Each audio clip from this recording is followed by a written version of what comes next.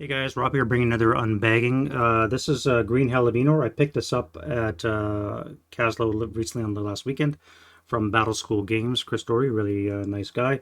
He's one of the few vendors that was there and bought a lot of stuff from him. Probably too much, but that's what it is. So we're going to do Le Franc Tireur product. This is Green Hell of Inor. Now, this takes place in May 40, right around the beginning of the war, and it deals with the German right hook, if you want to call it that, around the Maginot Line. And it was a really hilly, dense, forested area of northern France, South Belgium, that area. And they're trying to work their way around it. Now, I dealt with this in my solitaire rifle company campaign with the 194th Infantry Regiment, part of the 71st Infantry Division campaign, and I really wish I had this material back when I wrote that up, because all I had at the time was my war diary from the 71st Infantry Division, which is all in German. I had to translate it. It wasn't probably the most accurate translation, and I really could have used this because this product is really nice. It gives me some war maps, some historical data, which I could have used, and the product itself is quite hefty. You can see it's about an inch or so of goodness, and we're going to break it open and show you the components. Let's see what's inside. All right, so first up we have the historical background. Always love these kind of things. This is a nice meaty magazine. It's quite thick cardstock for the cover. Paper inside is quite thick too. Size for A4, the European version of the letter size. So it's going to be a little bit taller than it is wide, not 8.5 by 11 standard.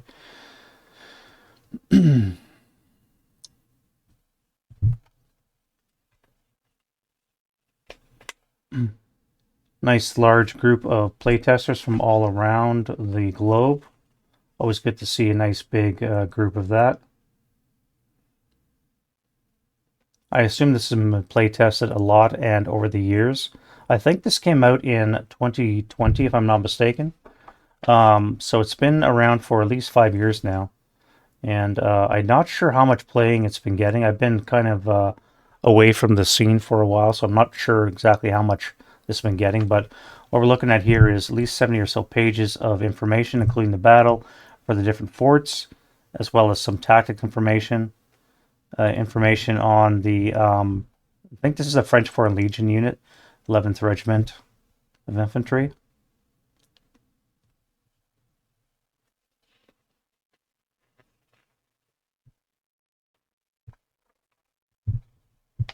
So it's going to be a good read. This is almost like, I don't want to say it's equivalent to one of the Osprey books, but we have nice, good detailed battle maps, which I love to see. Breakdowns of the different unit tactics.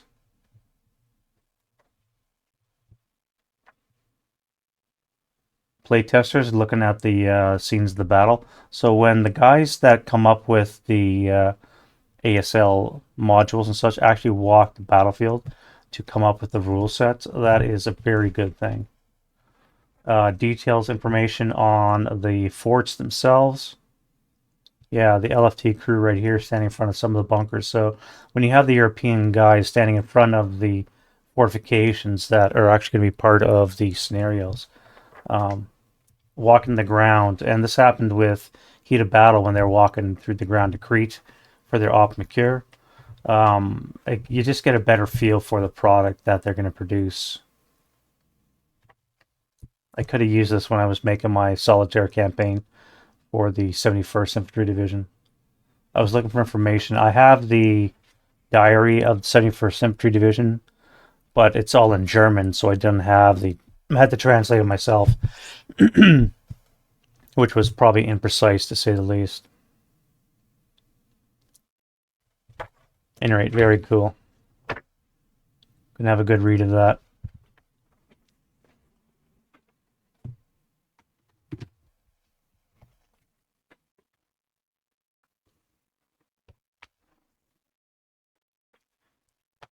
Next up, we got the rules.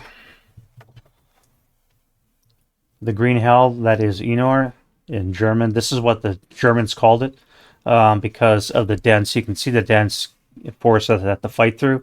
Very inhospitable terrain for forest fighting. Very good bandit country, as they say, and I'm sure they got picked apart. Lost a lot of troops when they were pushing through that area.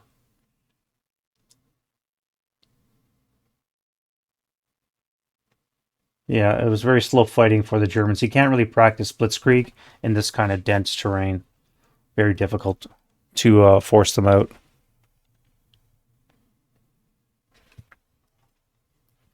All right, so this is going to be an example of the map. So this is an actual campaign map. So it looks like there's going to be scenarios as well as a campaign for the Green Hill. Look at that wooded hill area. Holy flashback to Camp for Piper.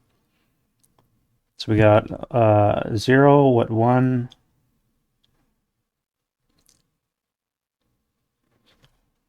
I guess this would be 0, this would be -1. So 0, 1, 2, 3, 4, 5.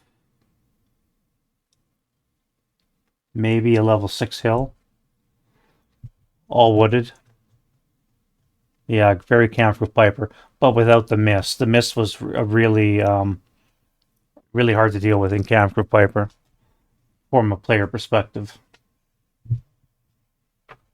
All right, now because they have to worry about proprietary issues, they also have to come up with their own version of the rule set. So this is going to be a little bit differently laid out than your standard MMP hassle, but it should cover the same points. You're going to have information on the terrain,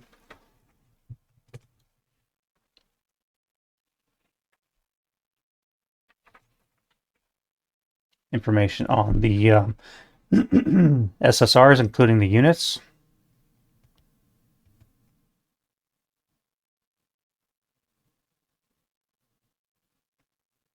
Yeah, so the 11th Regiment of Infantry from the French Foreign Legion. Yeah, I was right about that.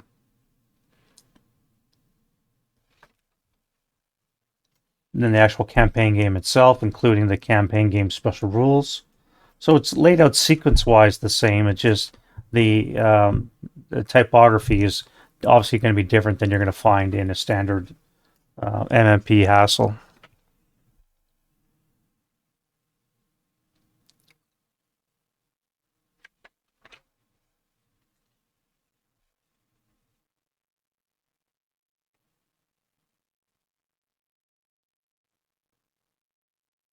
Looks like I'm going to have another campaign to make up a solitaire set of rules for.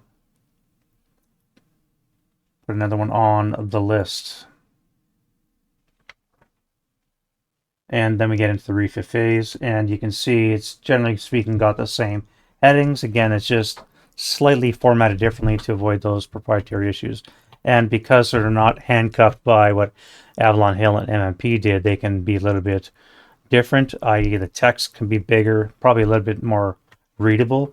They're not confined to the word ease that they use in MMP products, which, you know, good or bad, depending on your view, I suppose.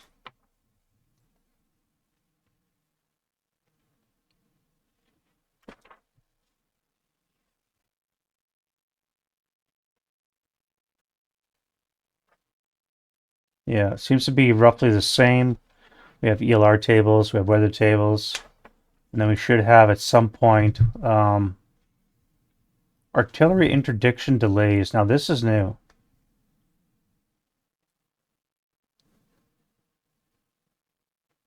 You can actually interdict enemy reinforcements as they enter the map. Now that is a very cool concept.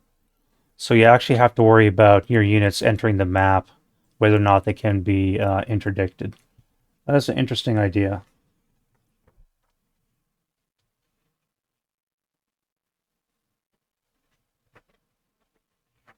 And of course your designer notes at the end.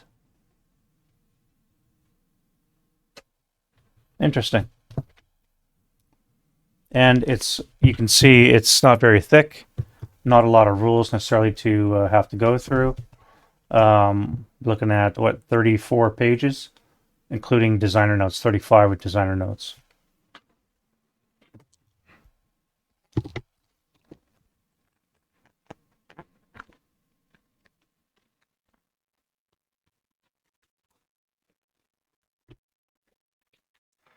Right, we'll stick to the campaign information for now. So these are your reinforcement group purchase charts. They kept them on separate cardstock. Um, Glossy paper, so I'm not sure how it's going to wear. I tend to avoid using glossy myself just because when you start rubbing like this, sometimes the ink rubs off, but it looks to be, mind you, again, these are 5-year-old papers, so the inks should be rather saturated into the paper by now, so it looks to be good quality. I am impressed, by the way, with LFT quality print jobs. They always, they never disappoint.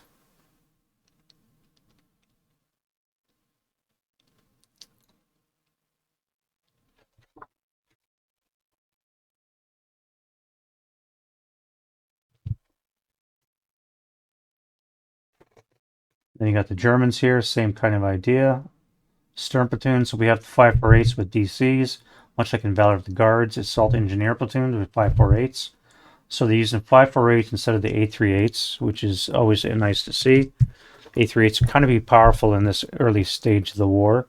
And for the French side, you have 458s in that same role, sappers.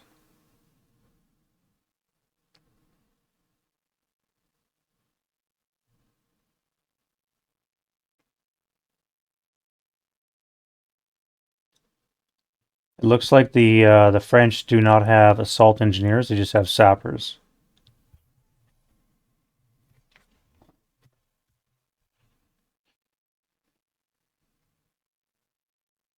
Yeah,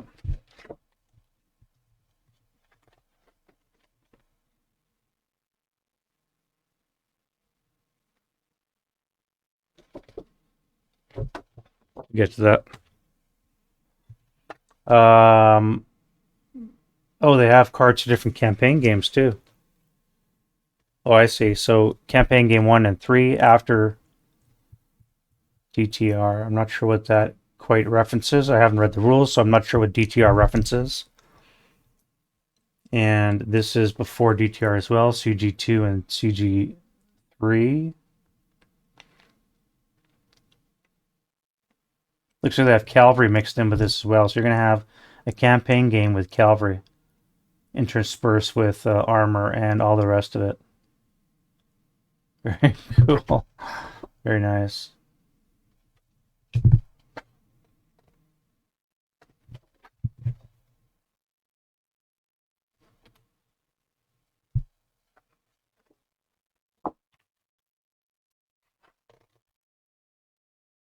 Nice summation tables of everything you need to know from the rule book.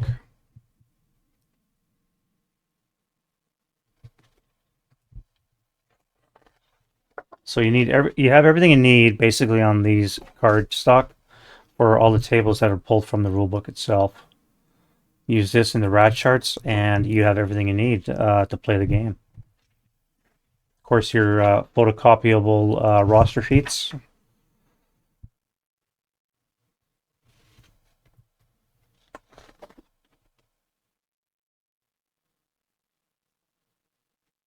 Interdicted German reinforcement chart.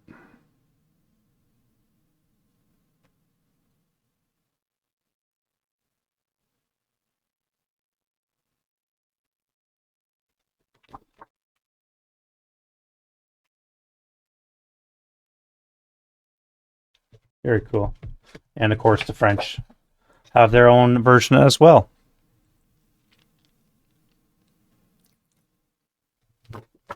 Interdicting reinforcements. Very nice.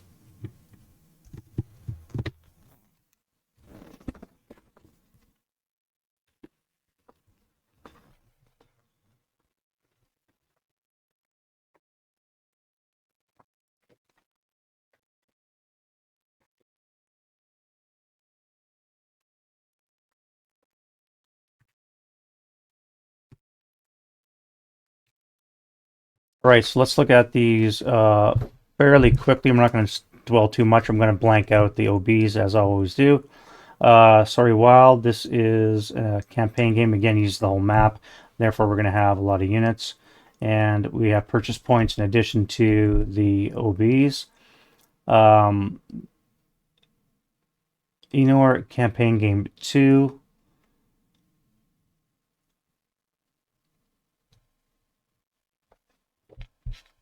And here we have the Germans on the backside.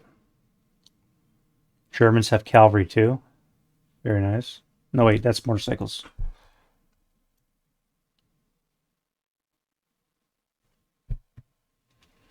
Flanking the Maginot Line, we have campaign game 3. In this case, we have wagons for the French. I keep forgetting this is early war. I mean, this is 1940, May 1940, right at the beginning when everything was there. And again, we have Germans with motorcycles and trucks and purchase points as well. Then we have deep into the front. This is the actual scenarios themselves. We have number 1, just a small segment of the map itself.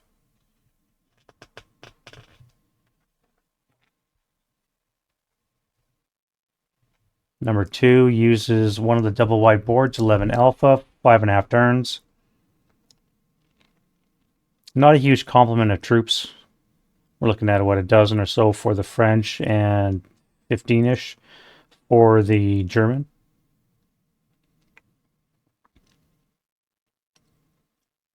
Number 3 has 3 map boards with, for some reason, just a little sliver of missing from the bottom. I really don't know why the purpose of that is. 6 turns, and it looks like to be all armor against armor. So we have 7 German tanks versus 9 French tanks. Nice little tank on tank action. No infantry to worry about, just armor.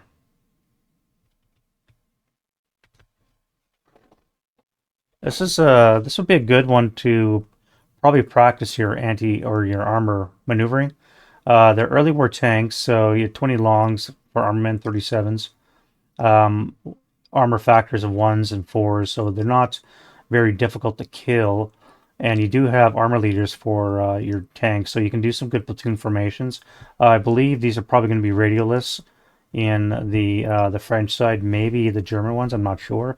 But you're going to be able to practice the platoon tactics player on player. So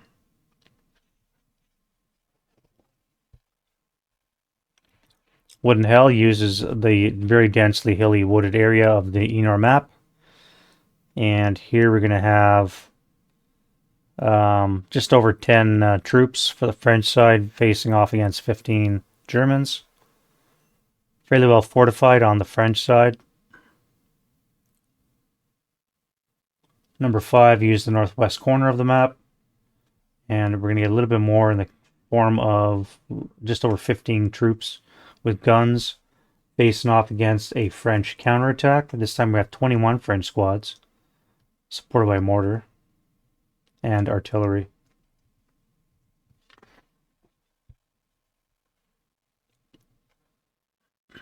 We have another French counterattack, this time in the bottom left corner of the Inor map. Again, small units, small size units. It's only 4.5 turns, very playable. And it's only less than 6 troops for the Germans and 11 for the French. Sarrewald uses a large chunk of the north map. Fairly large, 7.5 turns. You can see how big the OB is for the French. So it's going to be around 20 or so squads with fortifications, defending against the German. And on the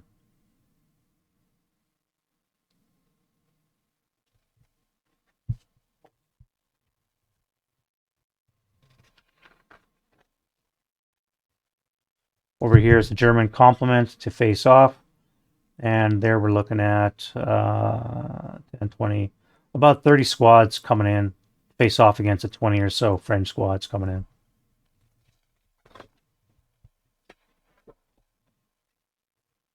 Yeah.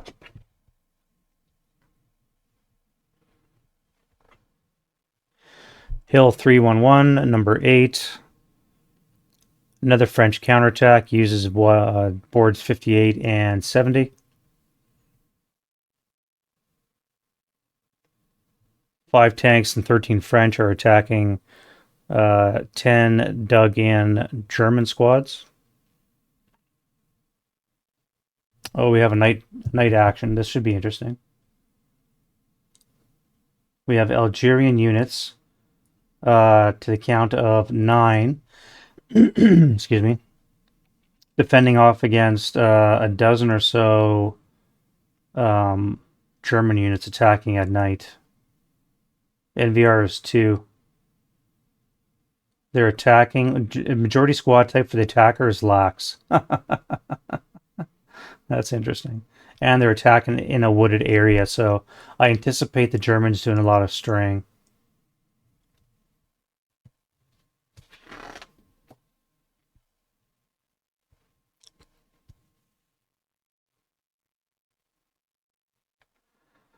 Number 10 uses a double wide board. And we have about 10 troops with a fair number of support weapons and gun against, what, a dozen or so Germans? Well, 15.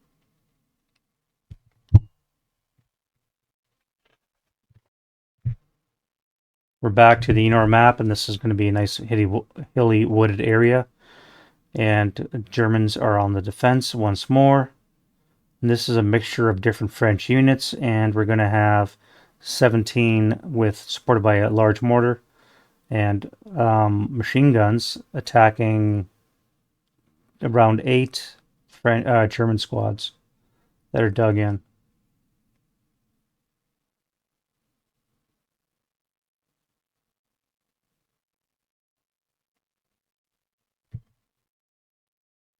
So they go back and forth. It's not always the Germans attacking. It's going to be French attacking, Germans attacking, all over the place. A mixture of map geoboards as well as the Inor map itself. So it's a good mix of products in this package. So it's very good.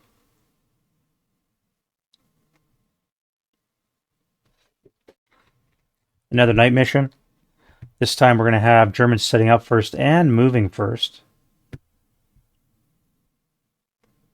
And we have a little replayability with different groups. We have 2 groups of leaders, of which one will be added to the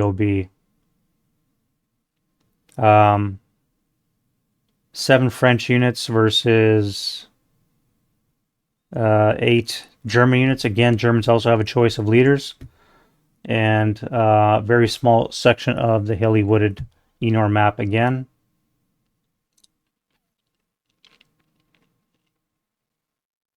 French are stealthy, and the German is lax once more, and the German is the attacker. So, yeah, it's going to be interesting to see the Germans up against the Algerians in the woods.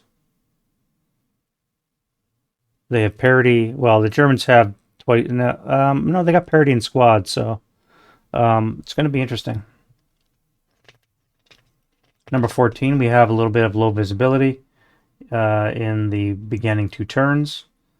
And then in over 5.5 turns, we have, looks to be about almost 20 squads fighting off or attacking against a dozen French squads who are fortified with some guns.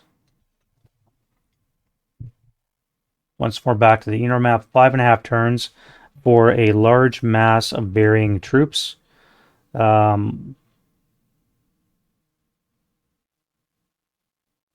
Yeah, it looks to be about 15, 16 French squads fortified against around almost 20 German units for 5.5 turns. There's a lot of units to move in 5.5 turns. Typically, those are a little bit longer, I think.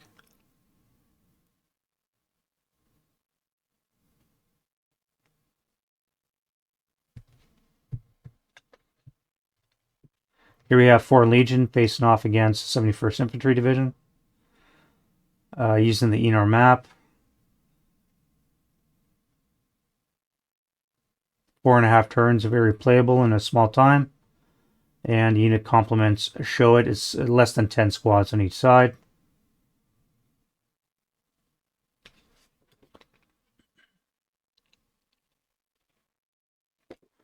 Oh, this is the SSRs for the this campaign or this scenario over here.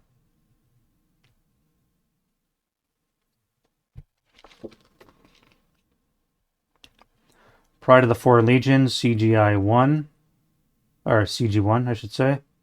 uses most of the south half of the Inor map, and we have a lot of purchase points to go, as well as the unit count is fairly large.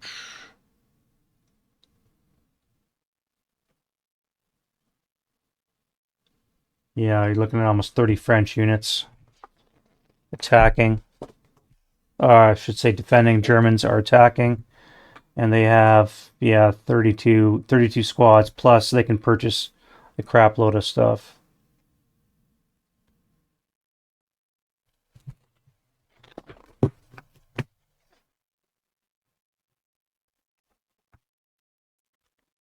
Alrighty, then we got the map bundle with the counters.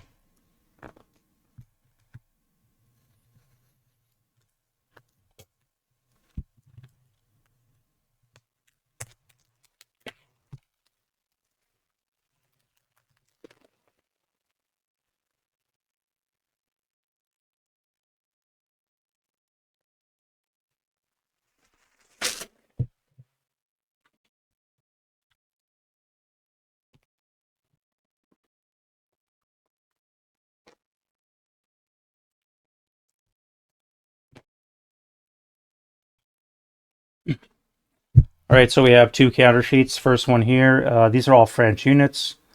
Looks like we have Algerians. 458. You can see the little Algerian and units there in the top right corner.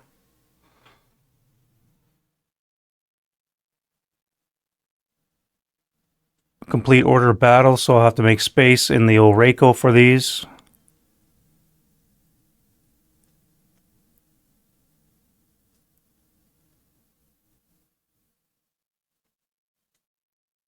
Nice colorful artwork. Of course, you turn it sideways and you can make out the registration. You can see the Algerian symbol is kind of close to the corners, so you guys are going to have to be careful when you're doing your clipping that you don't cut off too much material. Corner rounder is going to be good because it's not going to cut into that too much. The 2mm should be probably best to use for this. If you use the 2.5 or even the 3 for that matter, you might run into issues losing too much material. But yeah, just be careful what you use.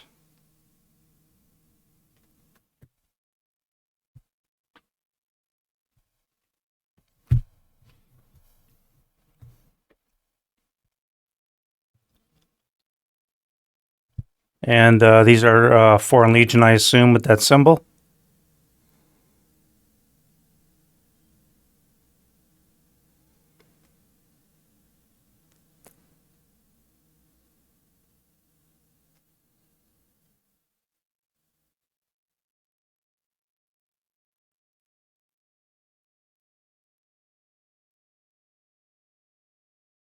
Look at that phone. Imagine carting that thing around.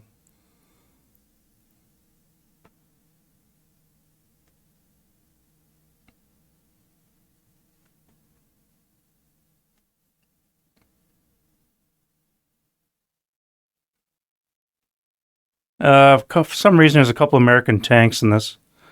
I assume it's for another product, maybe reprints. Interdiction counters. And sunken barges for some reason. I assume that they're going to be used in the river part of the Inor map. Maybe they can be used as platforms for something. And again, we have that unique looking sniper counter for the LFT products.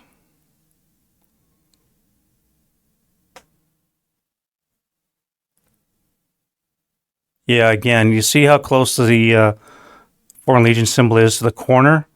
When you're doing your cutting, just be careful you don't clip away that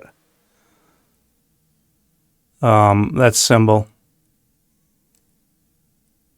It is kind of close to the corner.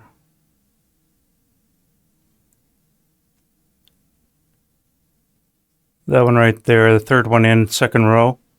Very close to the corner when you clip that.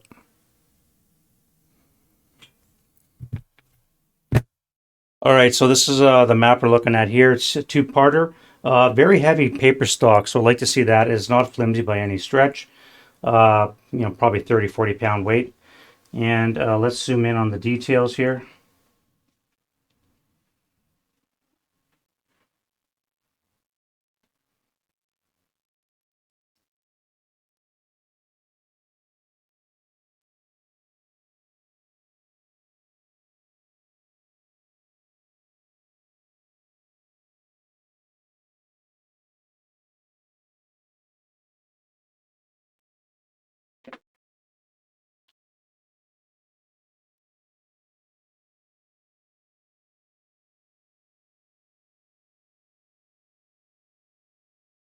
Nice artwork, very nice. A good old hilly mats. I assume the red numbers indicates areas that are going to be worth certain strategic points. Hill-wise, again, we have 0, 1, 2, 3, 4, 5, 6. At least the level 6 hill mass. It all appears to be the one type of wood, so we're not going to get any pine forest like in Camphor Piper. They probably just went with the one to make it simple.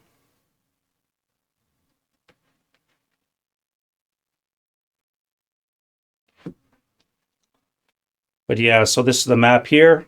Measures about 4 foot by 3 foot. Fairly small real estate space in the on the map on your table.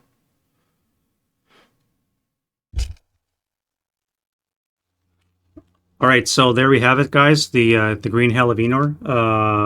Quite happy with the product purchase. It is expensive. I won't lie.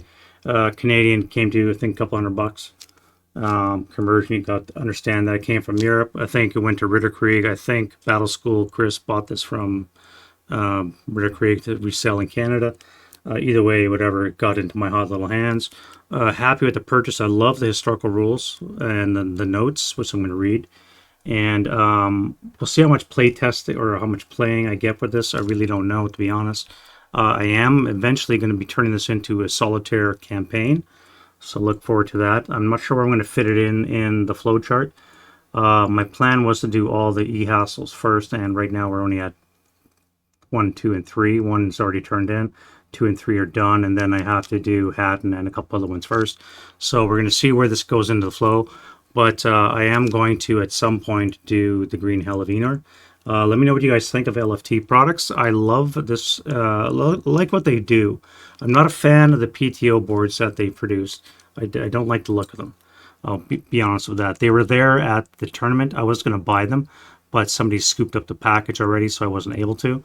But to be honest, I really don't like the PTO boards. The coloring is just, I don't like them. But aside from that, I love LFT's stuff that they do. The counter artwork, the map artwork is phenomenal. The paper quality is just great.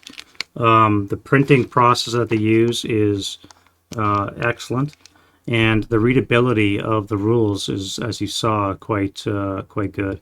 They probably could have condensed it down by half if they would have gone to the size 7 or 8 font that M&P uses in their products. But, they can do their own thing because they're third party, right? Yeah, so Green Hell of Inor, let me know what you think, and we'll see you guys next video. Bye-bye.